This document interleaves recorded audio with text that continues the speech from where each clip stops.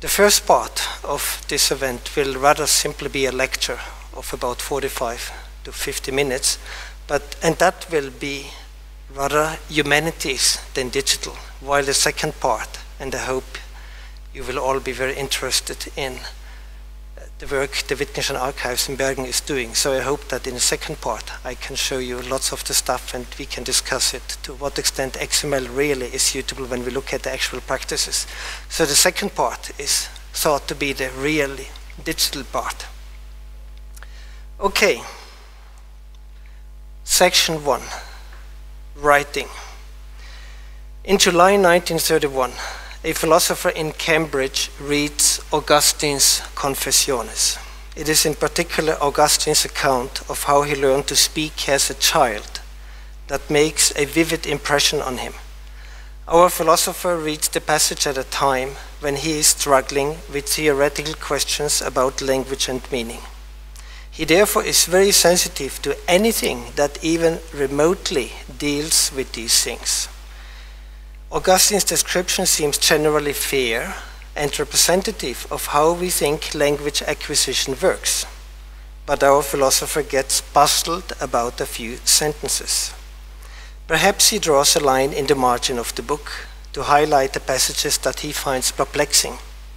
Later then, he notes down his thoughts in a diary, recording what he believes was right and what he believes was wrong with the account. Later still, he returns to these notes and develops his ideas into a longer discussion. He develops an entire argument around Augustine's account. He regards his discussion of Augustine as a means to become clearer about his own thought about linguistic meaning and about the role that humans play in establishing the relation between words and objects. The exact intentions behind Augustine's original account are of less importance to him now. He has the discussion, together with many other notes and remarks, typed. The resulting typescript he then cuts into paper slips. The slips are of varying sizes. Some contain one remark, or even only part of a remark. Others contain series of remarks, or also an entire page. He collects the slips together with cuttings from other typescripts. Next, he reorganizes the contents of his collection. He inserts additional sheets with handwritten titles for chapters and subchapters. Soon he has this new arrangement of his remarks typed again, hereby producing a large new typescript. It contains more than 4,000 remarks. He calls them Bemerkungen. The Bemerkungen are typically separated from each other by one or more blank lines. Each contains a small reflection, a unit of movement of thought, Denkbewegung, as he likes to say. The typescript looks much like a book manuscript, almost ready for submission. But soon our philosopher starts to make changes, namely adding, deleting, rearranging and revising remarks and sentences in it. In many places he adds alternative phrasings. Some parts of the typescript he goes through more than once, making changes in pencil, black ink and red ink. The amount of changes and revisions grows larger and larger. The changes now begin to also extend into parallel notebooks and other writing books. Entire new sections are added, some in the margins of the typed pages, others on the typescript's verso pages, and yet others in separate notebooks. About a year later, he begins considering the idea of making his discussion of Augustine the beginning of a new book in philosophy, to appear in a parallel German-English edition.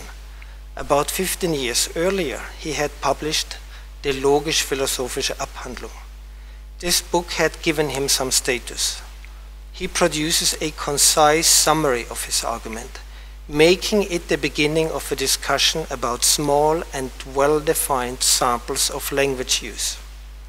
These he calls language games, Sprachspiele, and he intends to make the idea of language games the backbone of his entire new book project. Eventually, after 10 more years' hard work of producing many new remarks and revising, rearranging, adding and deleting, he has yet another TypeScript produced that looks more or less ready for the press. The TypeScript even includes a title, Philosophische Untersuchungen, a motto and a preface.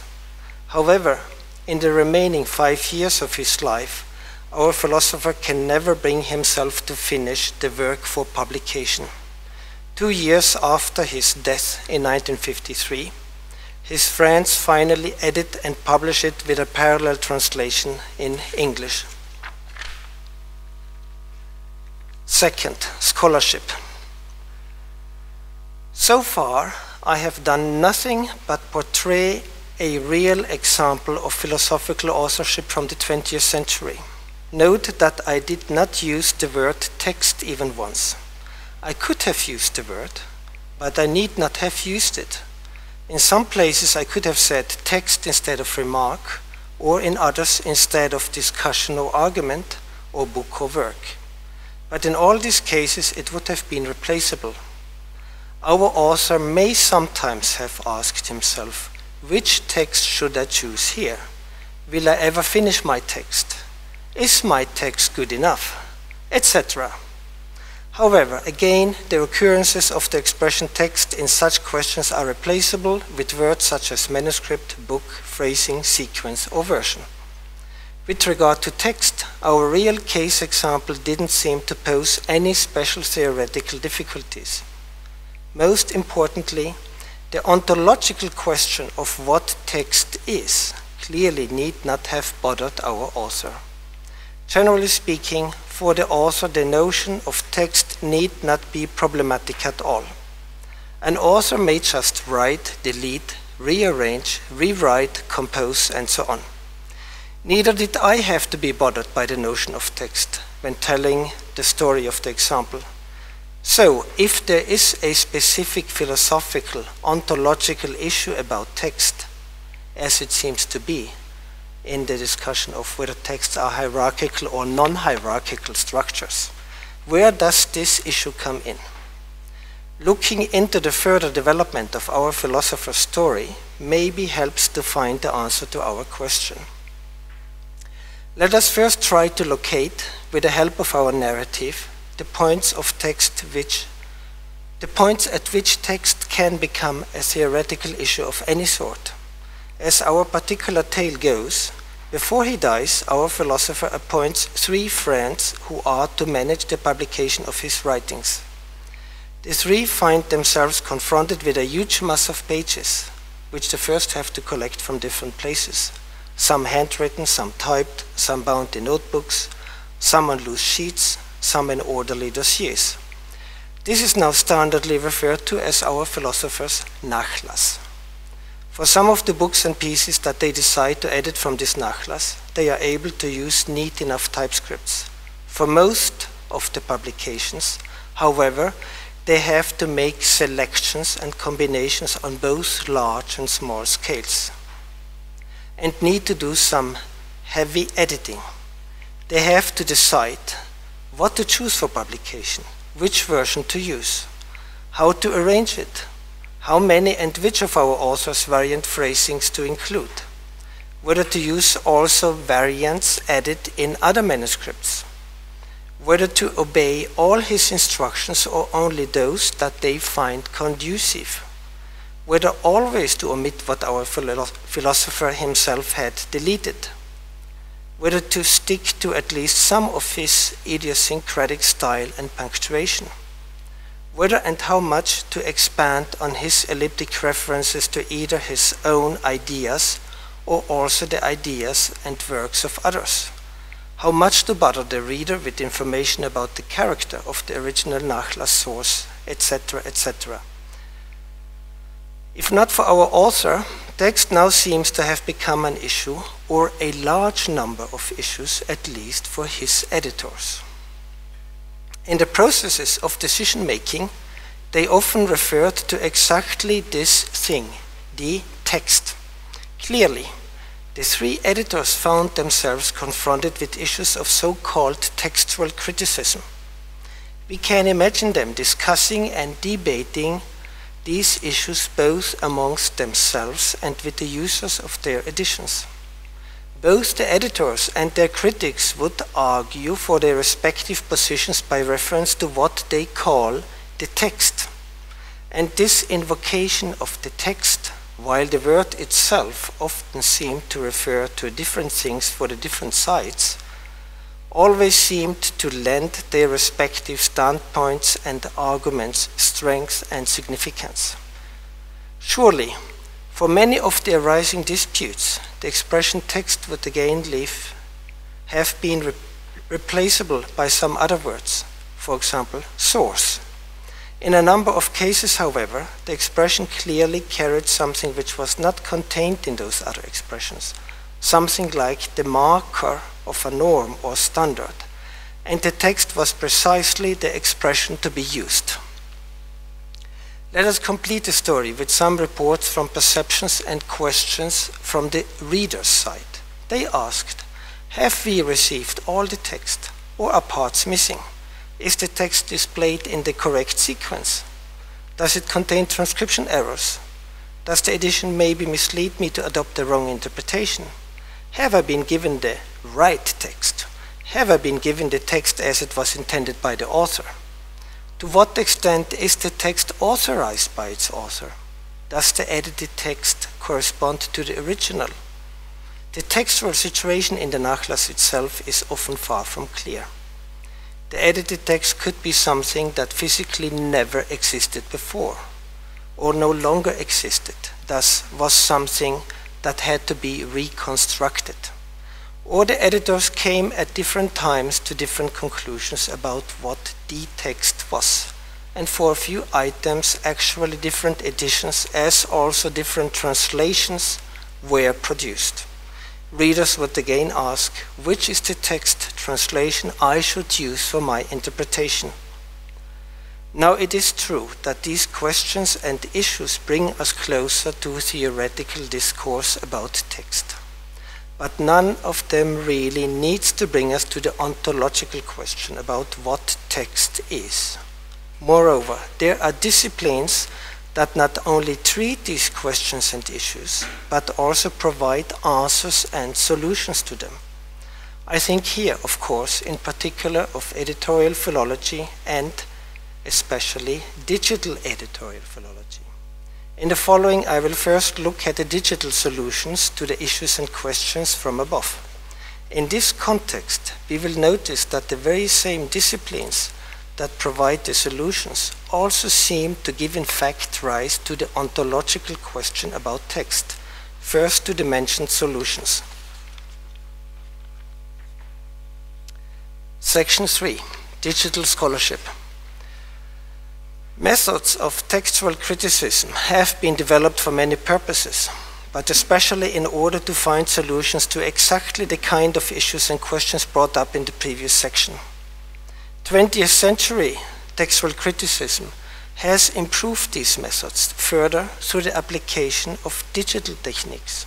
For instance, while the practice of producing editions comprising both facsimiles and transcriptions, ranging from ultra-diplomatic to so-called students' versions, has already existed in the pre-digital age, the introduction of digital techniques has made producing such editions easier, cheaper, and more efficient.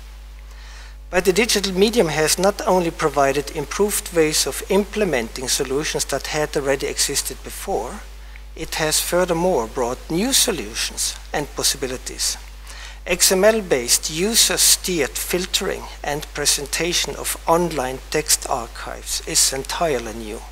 That is a genuine achievement of digital editorial philology, and it offers something that had not been possible before. Many of the innovations are due to the discipline of text encoding. Text encoding enables us to deal with the issues from the previous section by, first of all, separating encoding or transcription matters from presentation matters, and second, serving the different interests we might have in editing a source by explicitly addressing them through different groups of codes. For example, while one group of codes may record a manuscript's chronological sequence, another one can take care of the physical sequence, and a third one of a specific sequence in content. Subsequently, the three encodings can be invoked independently of each other or in various combinations, just as required by individual users' research needs. While pre-digital book editing, if it hadn't been for certain material restrictions, could have delivered some of the same possibilities, it could never have delivered the same degree of interaction and transparency which characterizes digital editorial philology that is based on text encoding. In traditional editing, the editor and publisher decide how the source is presented, while the user tends to remain in a purely passive role. Users of traditional editions receive what the experts have prepared for them, with no possibility of taking on a more active role. And they are not given the resources to adequately verify the editions they receive. In contrast to this, with digital editing and publishing driven by text encoding, users are no longer dependent, so to say, purely on the basis of good faith, on the decisions made by editors.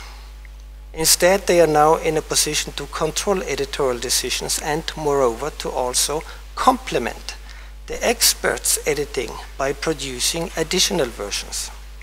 Editorial philology today, with text encoding at its heart, can satisfactorily address all the issues about text brought up in the previous section. We can now make available all versions of a work, all variants of alternative phrasings, all editorial interpretations of a passage. In principle, all options between which editors before had to choose due to material restrictions. The user of the editions will still have questions like, which of the many versions made available to me is the one I shall use? But remember, this was a question also for our author himself. This achievement of digital editorial philology has become possible through text encoding. At the same time, it is also precisely scholars of text encoding who have forcefully embarked on the ontological question, what is text?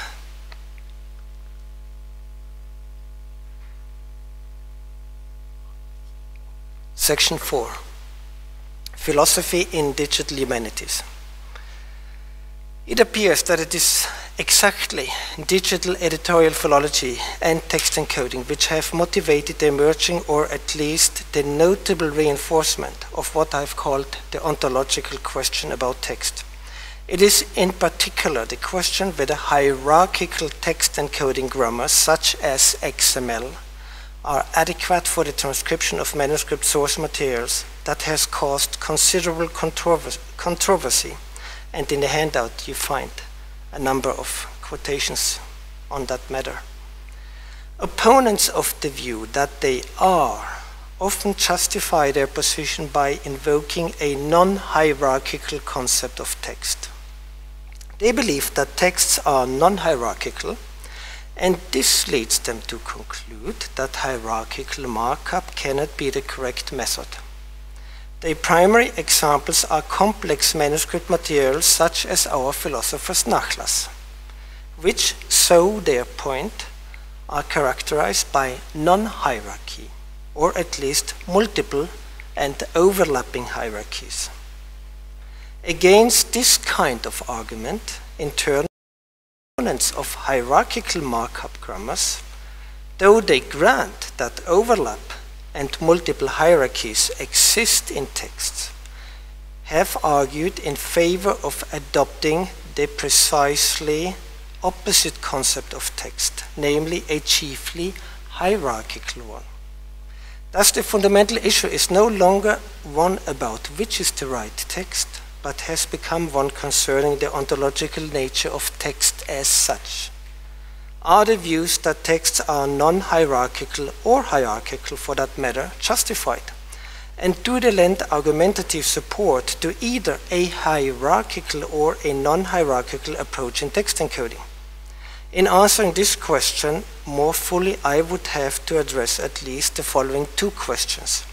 First, can the general assumption according to which texts are either hierarchical or non-hierarchical put any demands on the structure of any particular system of encoding? Does the fact that a particular object of encoding is hierarchical entail the demand that the encoding itself be hierarchical, or if it is non-hierarchical, that the encoding be non-hierarchical? We ordinarily accept that three-dimensional entities are represented in two-dimensional structures. Similarly, we make use of hierarchical taxonomies for domains that in fact can be regarded as non-hierarchical. And whilst being fully aware of the general vagueness, context sensitivity, ambiguity, etc. of ordinary language, we nevertheless take advantage of exact grammars, logics, strictly organized thesauri, or computational ontologies for their analysis and processing. What then should make it unacceptable to use hierarchical markup languages for non-hierarchical sources? Secondly, is the assumption that texts are either hierarchical or non-hierarchical itself justified? On what grounds and in what sense can texts be said to have either a hierarchical or a non-hierarchical structure? In this paper, I will directly deal only with the second issue.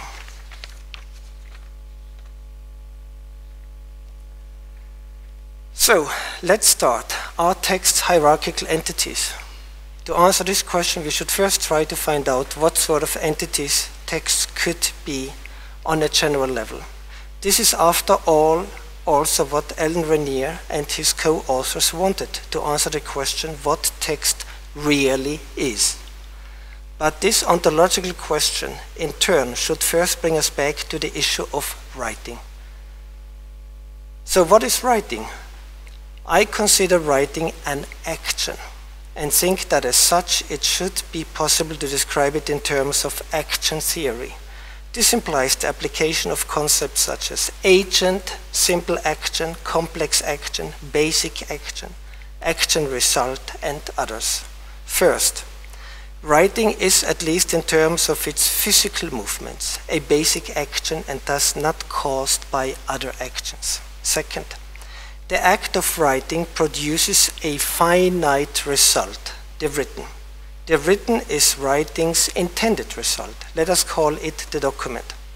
Third, writing has one agent. If we co-author a paper, we combine distinct writing actions. Now, it is important to appreciate the fact that producing documents, writing, is not the same as producing texts, and thus it is important to distinguish the action of producing documents from the action of producing texts. One important difference is that producing texts is producing documents with meaning, or also equipping documents with meaning, while writing as such doesn't need to produce meaningful documents. Let us call the action of producing texts texting. Which are some more differences between writing and texting in terms of action theory? First of all, texting is not a basic action, but is co-caused by another action, writing. Secondly, texting is additionally co-caused by yet another action, reading. Or, if we look at the matter as one of spoken communication, the two actions that co-cause texting are speaking and hearing.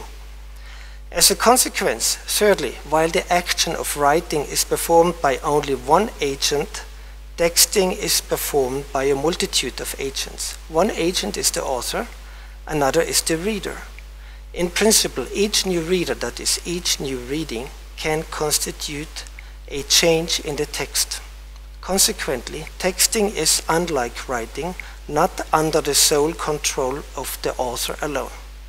Rather, texting evolves through actions that are shared among a multitude of agents. Therefore, when attempting to adequately describe texting, it is vital to include not only the author agent, but also the reader agent. Fourth, While writing produces a finite result, namely documents, texting does not. Rather, it produces infinite, ongoing, open-ended, non-closed results. Writing has a clearly determinable beginning and end. Texting can have a clearly determinable beginning, coinciding with the beginning of the action of writing, but it does not have a clearly determinable end. Hence, while writing is a finite event, texting is in principle infinitely ongoing and endless, open-ended. Now, ontologically, metaphysically speaking, what sort of entities exactly are the results of texting, namely text? It is common in contemporary analytical ontology to distinguish between objects, properties, and events. So let us ask, are texts objects, properties, or events? Clearly, it makes sense to think of documents, the products of writing, as objects. More specifically, documents can be regarded concrete material objects. Does the same hold true of texts? No.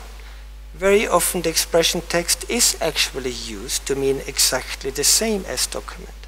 But it is important to note that text often also denotes something very different from a document, and that the conditions of identity in the case of text in this sense are not the same as the conditions of identity for documents. Text in this sense clearly cannot be a concrete object. Is it perhaps an abstract object, a type of things? There's a prominent contemporary view from library science that classifies at least one instantiation of text, namely work, as an abstract and immaterial object in the sense of a type. This is the functional requirements for bibliographic records, the Ferber model, with its distinctions of work, expression, manifestation, and item. The work is a type. Unfortunately, I haven't got the time to go into any more detail about Ferber here. A lot of today's metaphysics employs the object property scheme. For our case of the text-document relation, it seems possible to apply it in both directions. Namely, one might consider the text the object and the document one of its properties. This seems again to be in line with the Ferber view. Or alternatively, one might consider the document the object and the text the property. Unfortunately, I haven't got the time to go into any more detail on this point either.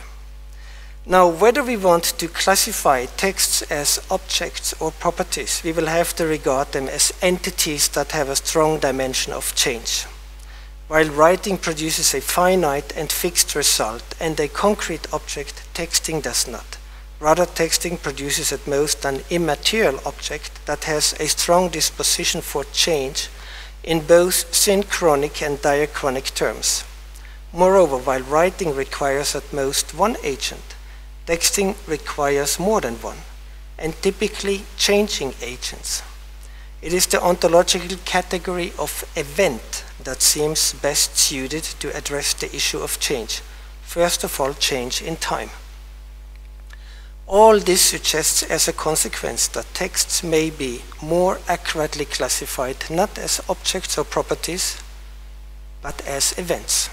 This will at first sound a strange thing to say, but it may be merely so because we are used to think of texts in analogy to documents, or even in analogy to document carriers, like this paper here, manuscripts, books, sheets of paper, computer screens, etc., which all belong to the domain of objects rather than events.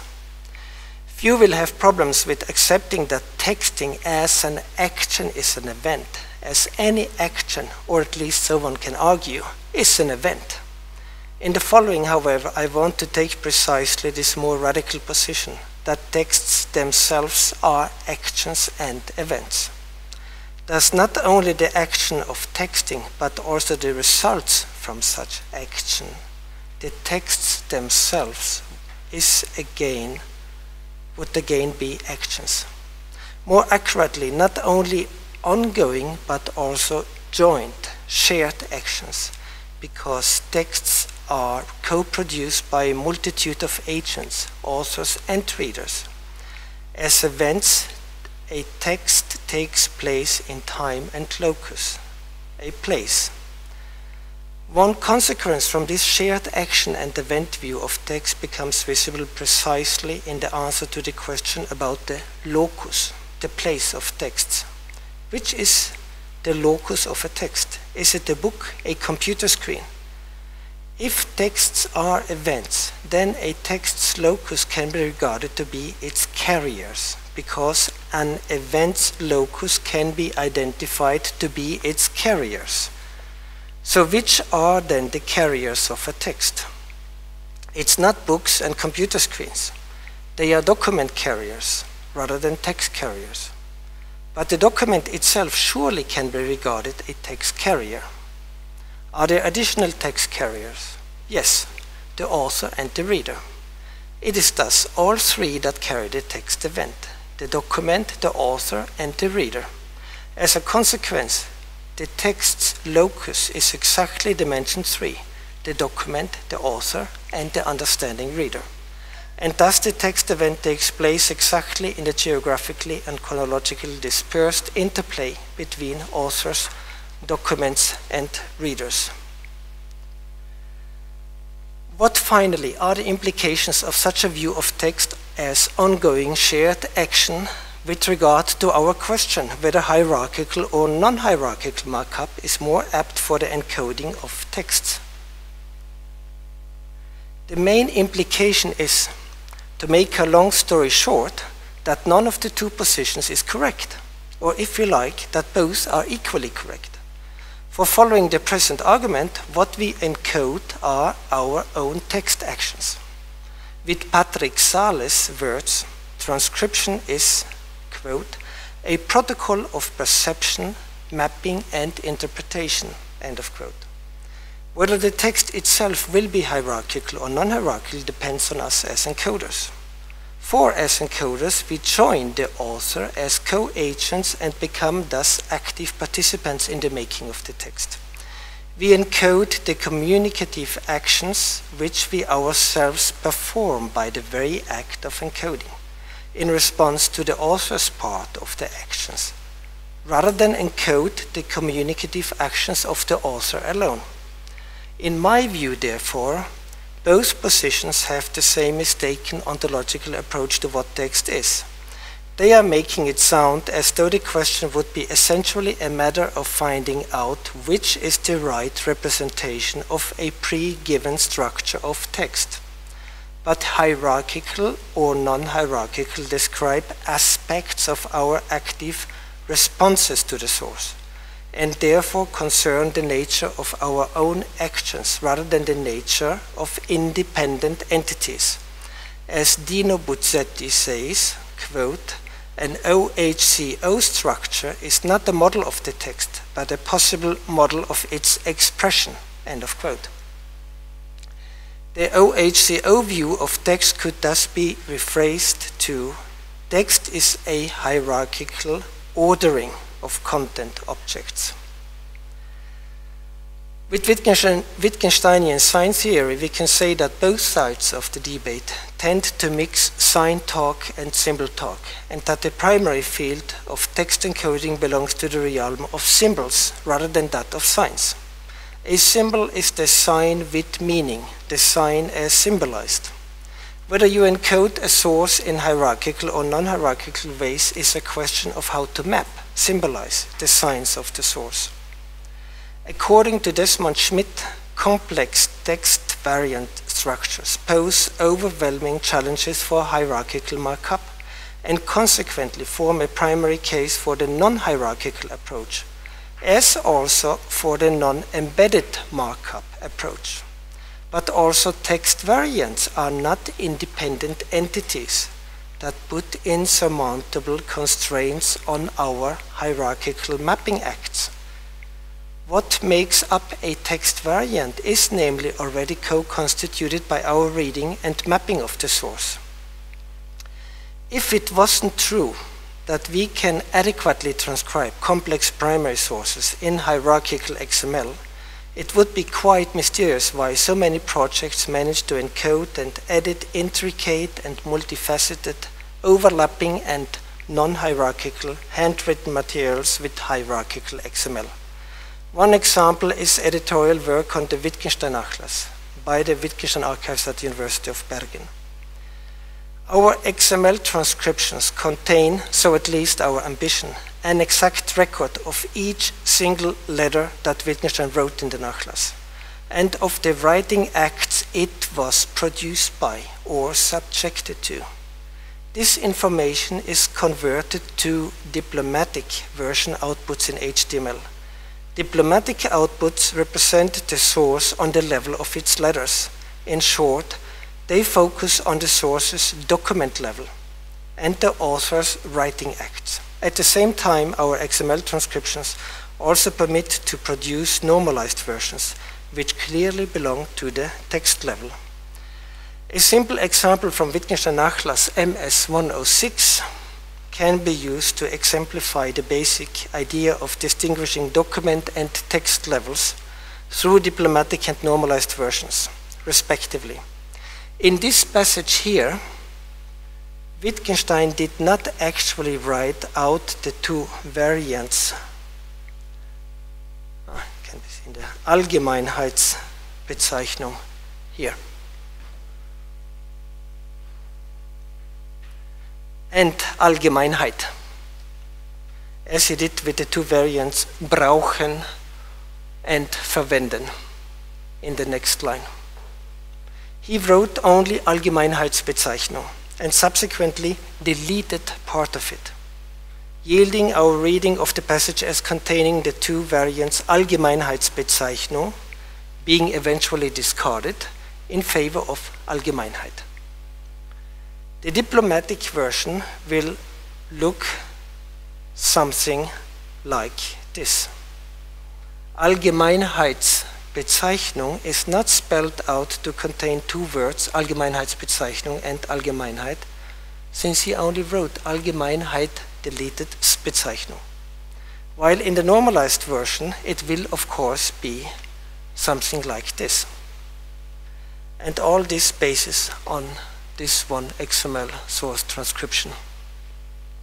The 20,000 pages of Wittgenstein Nachlass contain a total of around 65,000 occurrences of text variants, and a great number of them are much more complicated than the example from MS-106. Each case of variant is at the Wittgenstein Archives XML encoded both on letter, document, and on word and sentence text level, making not only diplomatic and normalized, but also user-steered outputs produced via interactive dynamic presentation in the spirit of Web 2.0 possible. It is XML that permits all this. As far as the Wittgenstein Nachlass sources are concerned, there is, I would like to claim, nothing in the source which would require us to choose the non-hierarchical over the hierarchical approach, or the hierarchical over the non-hierarchical approach. This includes also the famous overlap issue. Overlap is a matter of mapping rather than of the source. Overlap can be seen to occur in any book between sentence or paragraph or chapter and page division structures, and in almost any manuscript between line and writing act structures, or even more so within writing act structures. For example, insertion acts and underlining acts. This case here is a made-up one. Here the italics are green with white flowers, with white, can be seen to overlap with the underlining of trees are green. A transcription, a transcription such as this one here, this one, would not be well formed in terms of XML, since it is not hierarchical. That is, the content of the italic element is not fully embedded in the content of the underline element, but overlapping with it. However, the passage can also be transcribed as well-formed XML in the following way. This is the last line there, applying what is called fragmentation. I want to be the last one to say that we should not encode the passage through markup that permits overlap or is even standoff markup. But I do not think there's any ontological case that requires such markup. Last section, the normative grammar of text. This leaves us with the following answer to the question of the title for my talk. Yes, XML is suitable for the transcription, editing, sharing, and preservation of complex manuscript materials. It can represent both hierarchical and non-hierarchical sources. It is namely the representation itself that makes texts hierarchical or non-hierarchical. What we call text is already infiltrated with structure and representation issues. Text encoding is no passive depiction, but co-constitutes its subject. It never records the mind-independent state of the source alone. Rather, it always also records its own actions of recording its specific representation of the source. The version of the comment on Augustine's account of language acquisition that our philosopher from section 1 eventually ended up with is in its published form this one. Something very similar to what is said here about Augustine's description can be said about the debate on hierarchical versus non-hierarchical markup. The way in which this debate is largely conducted suggests that the central issue concerns the accurate representation of some mind and action independent reality. It is assumed that if texts are hierarchical, the correct depiction will have to be hierarchical. If they are non-hierarchical, the correct depiction will have to be non-hierarchical. According to this picture, text encoding is an act of correlating codes with objects and structures as they are in and of themselves. But any text action, text encoding included, is a creative symbolizing action and thus already in the realm of symbols.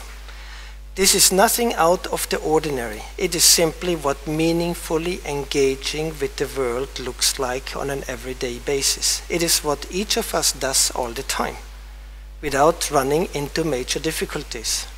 And by the way, this view does not entail any sort of relativism. Sometimes one can hear that in order to escape relativism and in order to produce encodings and editions that will benefit others, including future generations, we need to avoid interpretation, keep it off the ground of encoding altogether. No, we just need to sufficiently agree in our interpretations. Successful communication is not dependent on there being non-interpreted facts, but rather on there being shared interpretations, or better, shared understandings. The text encoding initiative substantially helps with that. The issues from section 2, as we are now in a position to appreciate, are not to be regarded as pre-given. Rather, as much as they concern the sources to be edited, studied, translated, etc., they equally concern ourselves as authors, editors, readers, and scholars, with our preferences, intentions, and the purposes of our actions. A simple question such as, should the edition follow the physical, chronological, or content order of the written, for example, is as much about what we want to do with the source as about the source as such. Each such question asks for an engaged action. Through websites such as the Wittgenstein Archive's interactive dynamic presentation platform, this aspect is put to the fore, and the fact that actions are required is, at least exemplarily, made explicit. Users of the site can utilize our XML transcriptions and XSLT tools as basis for producing text following their own editorial choices. The resulting texts will be shared actions co-produced by at least the following agents: Ludwig Wittgenstein, the Wittgenstein Archive's transcribers and editors, the software authors, the interacting users. The ways in which we talk and argue about text manifest that they originate in and are carried by understanding and acting human subjects. Texts are mappings of signs onto symbols. Thus, when discussing which of the texts emerging from a rich and complex nachlass to choose or what to identify as a work in it, we are discussing first of all how to map this nachlass significatory potential onto symbols, and secondly, which of the symbolizations to give preference to. Now, if it is true that texts are actions, then it lies in the nature of text talk that it is evaluative and normative. For it lies in the nature of talk about actions that it can be evaluative and normative. In Wittgensteinian ways of putting it, we could say that scholarly talk about text typically exhibits a normative grammar. This explains why the editorial issues described in section 2 indeed are issues. Through this paper, I hope to have shown that the ontological question, what is text, can only be answered through adequate reflection on the action character of texts and the normative grammar of the expression text as it stands in contrast with the object grammar of document. I also hope that as a consequence, my paper has shown that the debate about hierarchical versus non-hierarchical markup, as it is largely conducted, on the one hand, only can come about when these central points are neglected, and on the other, that it also can be solved by taking them sufficiently into account. Thank you.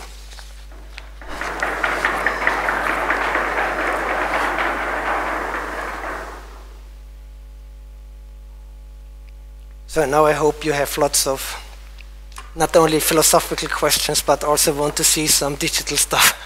Yeah, this would be my first question. Can Okay. you show us maybe something of the archives? Did you prepare something on the website or?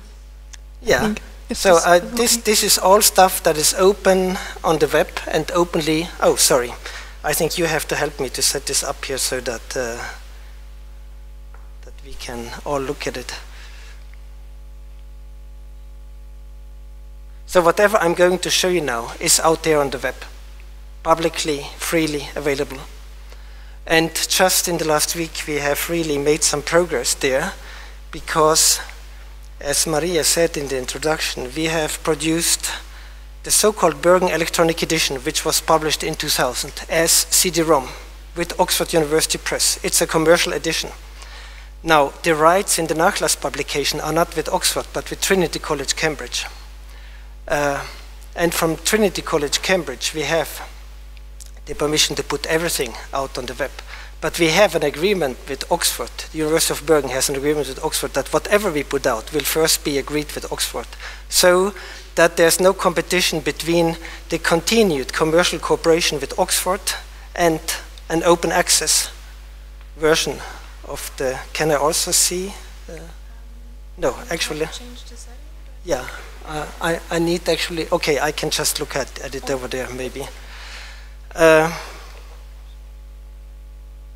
But we have made some progress on this now, and now we have agreed with Oxford. Sorry, maybe I have to. This mouse is a bit too quick for my hand, I'm sorry.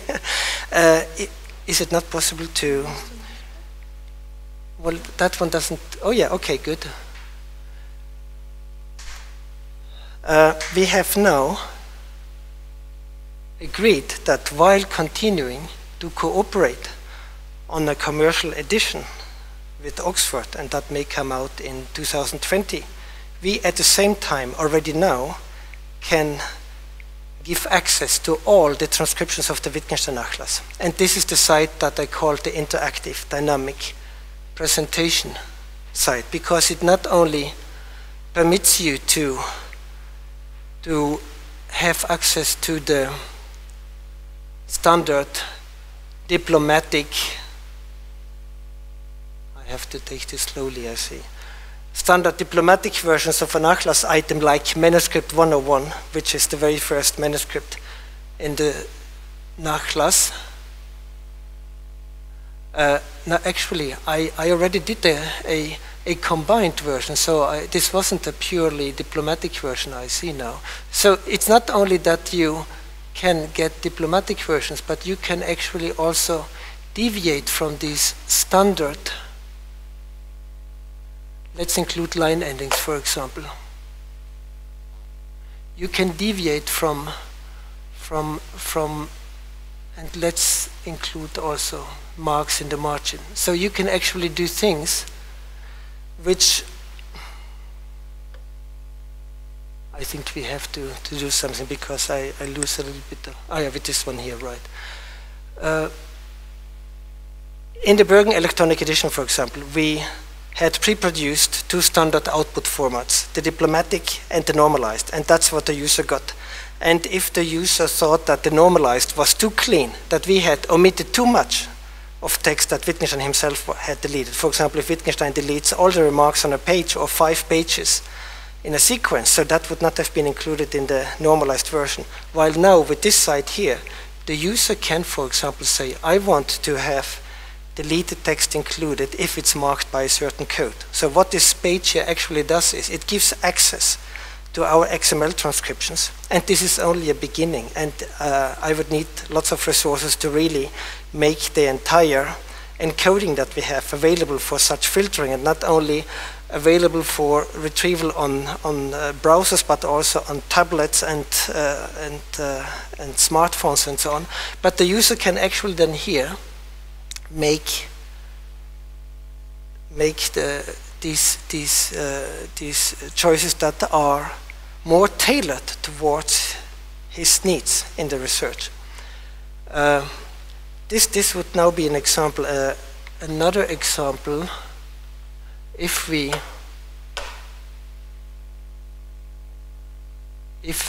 go to the so-called big TypeScript, which is a large TypeScript, and it has the name 213. So in this big TypeScript, and I mentioned it in the first section of my lecture, in this big TypeScript, there's not only machine-written material, but there's also lots of handwritten revisions. And if now users are interested in getting only the machine-written, for example, because they're interested in finding out whether a certain expression was used before a certain year, and they know the big TypeScript was typed in 1933, and the handwritten revisions, they started in 34 or something like that. So then you can abstract from the handwritten stuff, which actually means you send an order to our setup there, which asks to omit everything which is in certain codes. And if an underlining is in hand, then of course the content of the code env rent underlining would not be omitted, but just the underlining would be omitted. So you can send that wish list to Bergen, and then you should get, if everything works well and if we have done our job, then you should get the big TypeScript without the handwritten revisions, which I find very exciting, because there have been lots of discussions around this big TypeScript, for example. It was published partly in what is called Philosophische Grammatik, and one of the issues there was that it was published with all the revisions. And Anthony Kenny, one of the big Wittgenstein scholars, said we should have got it. So this is just the content table in the beginning. We should have got it without the handwritten revisions, as it stands. And then a huge discussion has evolved. Well, but Wittgenstein himself has revised it, and why should we publish something which he himself has revised? And so, well, you can get it both ways. It's as easy as that. And whatever you pick there and how you want to have it, this is all recordable. So you know exactly what you filtered from our XML archive, which codes you have actually converted to this output here. So these are two examples. Another thing, which of course would be which is on the agenda is sorting the entire Nachlass, not according to these, and making it available not according to these numbers here, which were given by one of these three trustees who originally managed the Wittgenstein Nachlass, but sorting it chronologically. And our encoding is such that each Bemerkung is encoded as a self-standing XML file. Now it is actually encoded within the item, or within the transcription of the entire item, but it's easy to extract each XML that corresponds to a single Bemerkung as a separate XML file. And for each single Bemerkung there's a date, so afterwards you can associate, you can sort this 50,000 list of XML files chronologically. Now, you may say, why should we do all this with embedded XML? And this is a very interesting question to discuss. We have done it with embedded XML, and I think it works well. And I'm not against doing this, for example, the dating or more content labelings, like this remark is about Willensfreiheit, that one is about rule following. That can all be done standoff in Excel sheets or whatever, Google Docs, whatever, but it can also be done embedded. And I do think one must not exaggerate the embedded markup, like certain types of markup, like the content markup. When we start labeling the texts with content labels and say this is about rule following, this is about Willensfreiheit, and so on, then it's clearly an advantage to do it standoff. But with most of the stuff that we so far have done, I think it's clearly an advantage to have it done as embedded markup. If I may show you some more of the things very shortly, just to introduce the discussion. And all this you find in the handout on the very last page. There you have links. So this is now in cooperation with the Zentrum für Informations- und Sprachverarbeitung at the LMU in Munich. They have produced a search engine, or as my dear colleague Max Harresbeck from there, the leader of the team there, likes to say, not a search engine, eine Findmaschine, nicht eine Suchmaschine, for 5,000 pages of the Nachlass, namely the 5,000 pages that we had agreed with Oxford originally, that we can put them online, freely available. And now it's all the 20,000 pages. But here, they have, what shall we search for, Maria? Whatever. You don't need to be an expert. I hope anything which machine, okay. Machine. So you see, so there's quite some advanced search algorithm behind. And what I find very exciting is really the lemmatized function. Because that didn't come with the Bergen Electronic Edition. There we had lots of advanced Boolean searches and semantic searches, but no lemmatized search.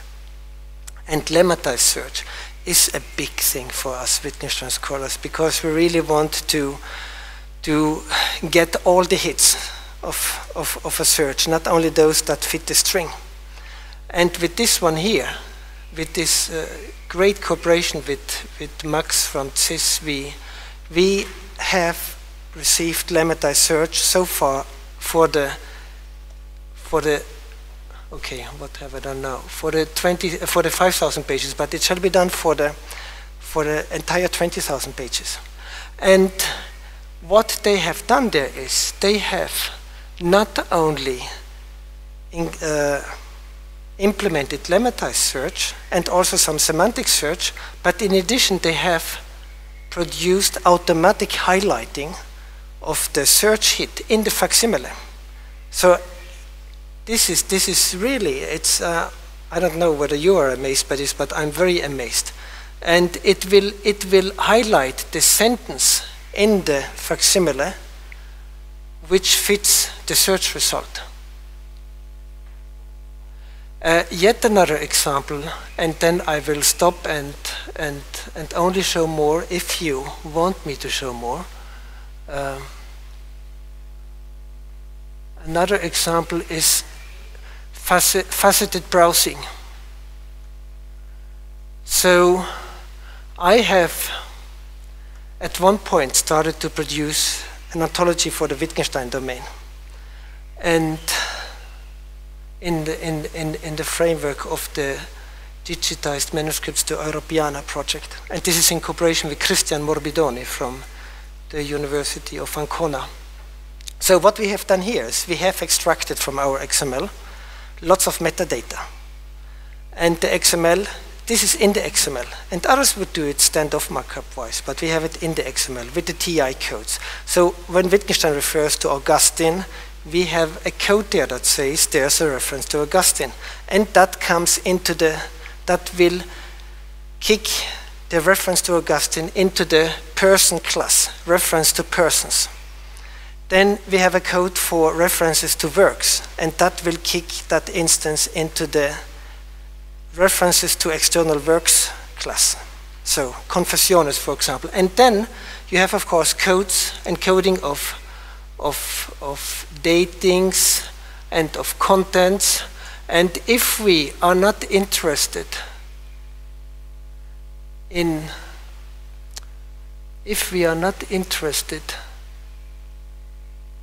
the secondary sources, because this includes also secondary sources, so stuff written about Wittgenstein, because the stuff written about Wittgenstein can refer to Augustine. So if I'm interested in Wittgenstein's discussions of Augustine and how this has been discussed in secondary literature, it makes sense to include the secondary literature. But I'm now only interested in the primary sources, Bemerkungen. And then I see in this small corpus, we have references to a number of different people, and this is only the first 50 maybe or so. And if I'm interested in all the references to Goethe, then all the other facets will automatically adjust, because now we have only the list of Bemerkungen that refer to Goethe. And if I'm now interested in only those that refer to vanitas, vanitatum, vanitas, then I have only this one here. And I could now go to Wittgenstein source and look at it. Wittgenstein source is a website that, now there is this landscape here of editions. We have the project with Oxford University Press to produce a new commercial edition. We have Wittgenstein source, where we have almost put out all the facsimiles, and these are great new high quality resolution facsimiles. And we will also add here diplomatic outputs of the transcriptions. So this will be, let's say, another edition, while what I've shown you here at the beginning, the interactive dynamic presentation site, that's more an experimental site for each single user to produce editions that are tailored to her needs. So this will be the edition site, and the Oxford site will be the edition site. And for this one here, we have so far only a standard search engine, but the idea is here to implement the CIS Wittfind search, and also to implement the faceted browsing, or to link it together somehow. By the way, this one comes also with an annotation tool, Pandit, developed by Christian Morbidoni, and you could do that by using Annotate up there, but for the time being it has not been actualized to the most recent software requirements, so it won't work. But that's also the idea, that users can on this site here create their own notebooks, keep them public or share them with the entire world. And so I and Maria can discuss Wittgenstein and agree or disagree, and hopefully we would also have some predicates in the ontology that we can pick in order to express the disagreement, so that we do not need to phrase it freely. You know, this is wrong and you say I disagree. It should be as much as possible standardized, automatized, so that we can afterwards extract arguments and disagreements. And I think this is an exciting landscape, and it's exciting that Oxford thinks also that this is an exciting landscape that may benefit the commercial edition, and that the commercial thing can live together with the open access thing. And I do also see clearly for me how we can do the commercial Oxford edition without having it, without having this one here and the interactive dynamic presentation site competing it with it such that it has not its own right. Sorry, I've said too much. It's okay. Okay, you now can ask questions. I think this was already a very complete overview of the website and the research. And my point is, it's all based on XML. So, who wants to ask question before I start bothering you with technical minor questions?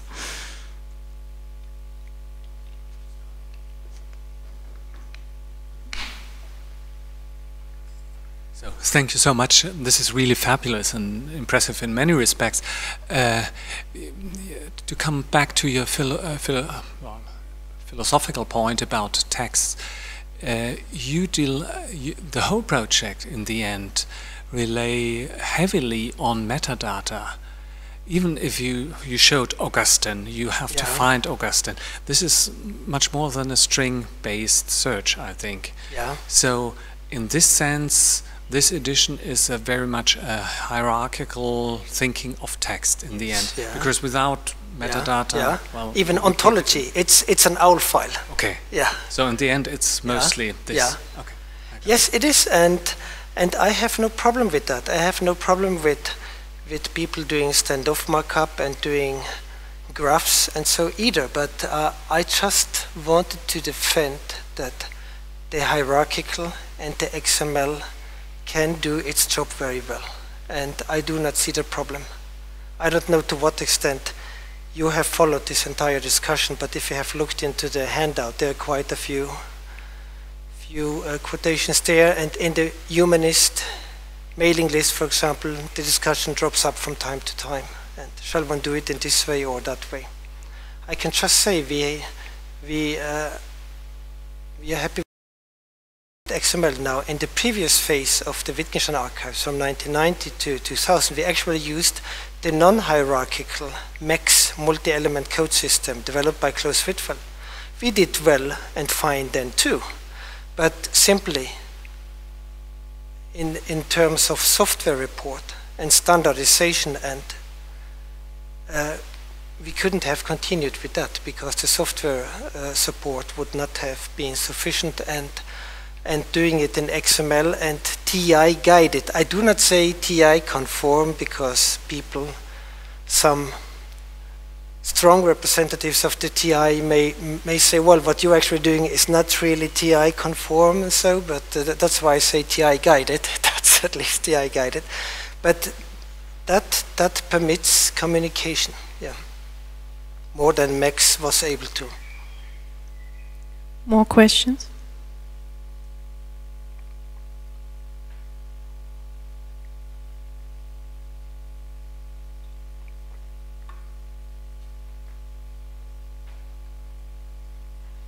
Hi, thank you for this lovely talk. I have actually 3 points. My first question is, it's a complex system you have, ecosystem. And so my question is, how many users do you have? I guess you spent a couple of €100,000 in this ecosystem. You have this personnel who developed this, and maybe even millions.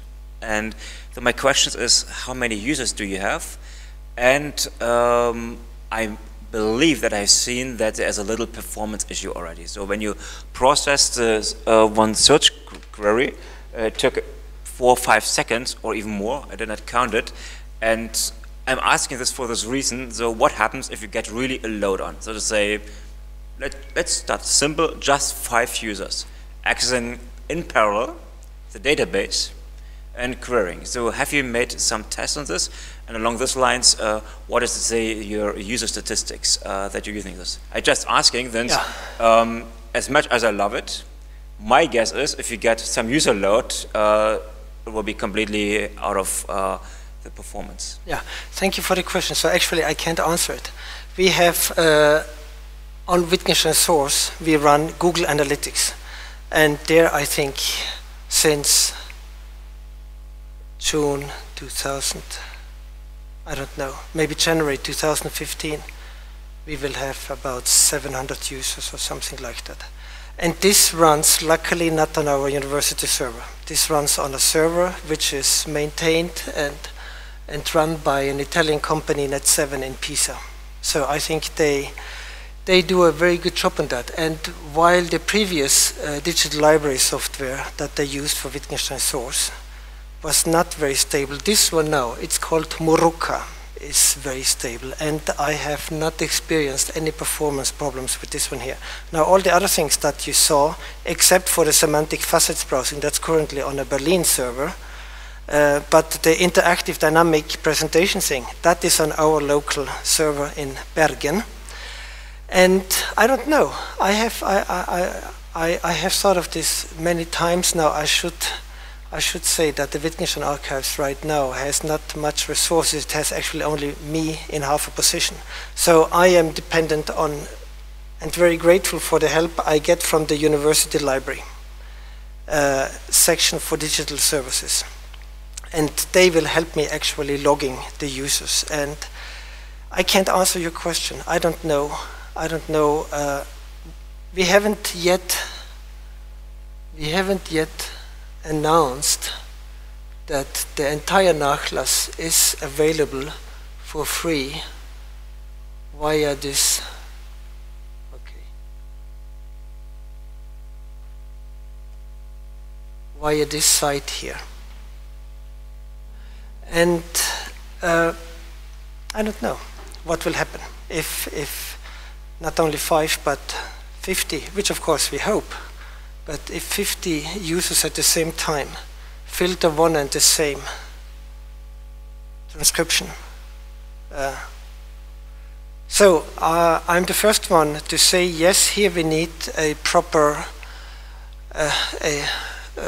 proper investment and experts to help it all, make it all run so that it doesn't crash and disencourages users from using.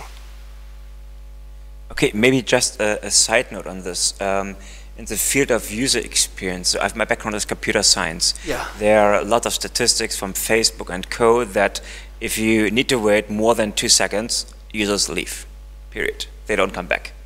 And so for this reason, they have a lot of panic of really being super fast, though that users simply don't leave. And what I've seen exactly on this page is 4, 5, 6, yeah. 7, maybe even more.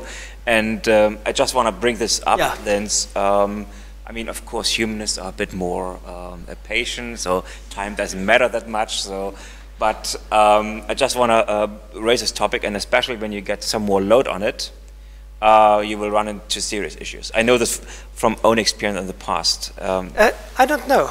Maybe the Wittgenstein Nachlass scholars are a little bit different. Maybe they are happy about getting something for free.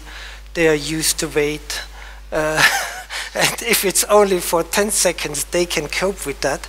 If they get the entire big TypeScript for that and can afterwards save it on their local computer, I think there may be different user groups, and I wouldn't be so pessimistic with regard to that. When it comes to the standard Wittgenstein scholar, it may even be that some things could go too quickly for them, so they would rather be comfortable if it doesn't, come in a flash. But these are all very valuable points, and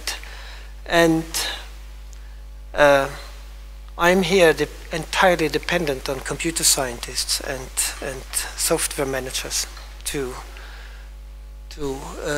make the site run smoothly and well.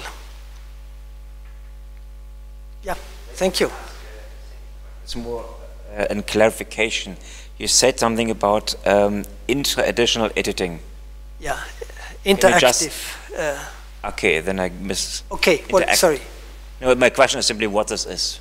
Well, just ask the question, maybe it's relevant after all, yeah. No, I just got something like inter-additional editing in your talk. Maybe I misunderstood it and just want to ask what this actually means, that I could not follow what you meant there. Well, actually, what maybe, I don't remember now, what I said was interactive dynamic presentation. Maybe I also said interactive dynamic editing. What I mean is that users can go to the site and produce their own editions that deviate from what the expert editors have made for them.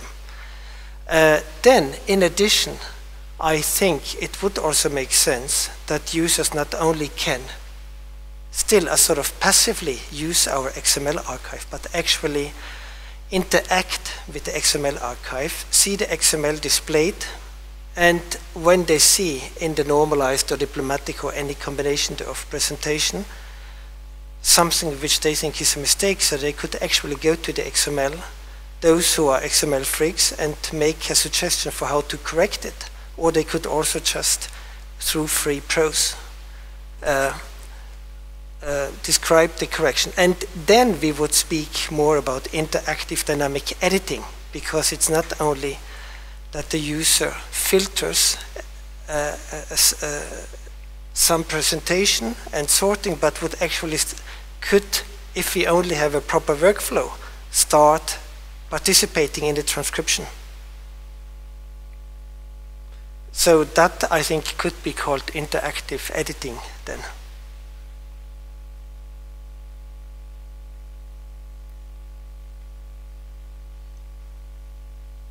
Thank you. Okay, other questions?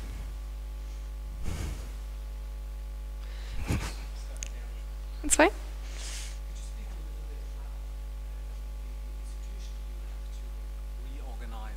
Bring together to make this Wittgenstein source such a wide source, because you talked about Oxford, you talked about many editors.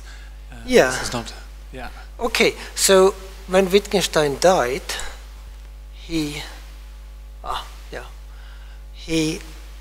left a testament where he said that these three people, Georg Henrik von Richter, Ries, Elisabeth Anskamp, should manage his estate. And they were the responsible editors, and they said, we publish this, we publish that, and you are not allowed to publish this, and so on. With the death of the last of the three trustees, Georg Henrik von Richter, everything went over to Trinity. So it's now Trinity College, Cambridge, that controls the rights in the Nachlass. That is one important thing, the intellectual rights. But then you have the fact that the different Nachlass parts are not all at Trinity College, Cambridge Rental Library. Some are at the Austrian National Library, others are at the Bodleian Library, some are in Canada at the Russell Archives in Ontario, and most of the part is at the Rental Library in Cambridge. And if we now want to put out facsimile on Wittgenstein's source, then dependent on whether the item is in Trinity at the Rental Library or also at another library, we will also always need not only to get to have the permission of Trinity College, Cambridge, but also of the respective other library, like it would be the case with. Sorry, I've lost the mouse again. Like it would be the case with MS 105, for example. That one is in the Austrian National Library, and for putting the facsimiles out there, one also needs to get the permission from the Österreichische Nationalbibliothek. Then there's an additional disagreement between the University of Bergen and Oxford University Press on publishing the Nachlass, which again regulates what we can put out there in terms of that we only do it in agreement with Oxford University Press. This again in a database. This is according to German copyright law again an act of gaining copyrights, because a database, after in a complexity like this, you have some copyrights on your database. So it's getting more and more complex. Your edition is endless, isn't it? Yeah. The issue here is that one doesn't actually want that a page from the Nachlass is copied over and published again at another site. And one issue here is then also that the current facsimile displayer, the Adobe Flash Player, doesn't actually permit easy download. And that's one of the reasons why we actually can publish high-resolution facsimiles out there, because they are not easily downloadable.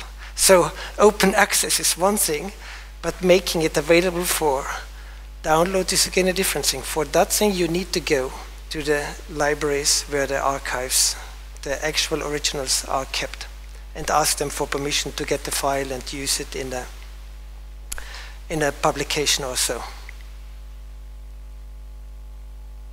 I'd like to ask, maybe you can answer this. You said you're not sure if a text is probably described as an object, yes, or an event or an action. So did you come up with an own object type, or did you decide how to model that? This is maybe more things in the making. But what I tried here is really to look at text as an event. And this would be, I even distinguished three things. I distinguished the document carrier, which would be this sheet of paper, then the document, which I still try to understand as an object. This would, the signs, the significatory apparatus here would be the document, while the text is then really, as you convert the document, the signs mentally. So it may sound strange from a Wittgenstein scholar, and if some of you, I don't know how much you're into Wittgenstein scholarship, there at least one thinks that Wittgenstein is an anti-mentalist, but I am pretty much mentalistic in my understanding of text. So texts are mental entities, and this is a physical object there. Texts are no physical object. So I would not want to look at text as object unless you start to maybe understand objects in a very liberal way. But at least now it makes more sense to me to look at them as events. It would be mental events, immaterial events. That's what the text is. And the text would start with writing, like this was written there, and then it goes on. And here, with this document over there, I think there won't be much ongoing or development, but with such documents as we have left from Wittgenstein, there will continuously be new texting with them. And I don't know, it may sound strange, and some would think this is very postmodern, or I don't know what. I don't understand myself as a postmodern. I think I'm rather analytical, but still I think it makes sense to understand text as something that is not given, fixed. It's ongoing, it's dependent on the reader and on the reading and so on, which, as I wanted to stress, does not lead into relativism. Because this seems to be some of the rationale behind the discussion between the hierarchical and non-hierarchical, and the embedded versus standoff markup camps. Those who defend standoff markup think we should not mix interpretation with our interpretation of the source with the source, because you have your interpretation, I have mine interpretation, and the future generation may not understand my interpretation, so it's best to stick to objective facts, while I wanted to make the point there's no danger there. And this is what we do all the time. But this is I think, an interesting discussion. Here, this is ontology in a different sense from the computational ontologies. This is philosophical ontology, where we like to categorize entities. This is an object, it has this property, and so on. This lecture was an event, and so on. Yeah. Makes sense, yeah. Any other questions? Otherwise, I will bother you with boring technical questions. Okay, then my last question would be, I don't know if you know it, but I think when you looked for machine, it was quite a fast answer of the interface. So do you have any idea? That runs from the server in Munich, and they have very good servers. But do they really read that from XML structure? Or no, that one is already pre-indexed. Okay. That is pre-indexed, and if you like that one, we can do more of the same there. Because mind that one is really what the audience wants. That one is. I'm sorry, I have to take it slowly.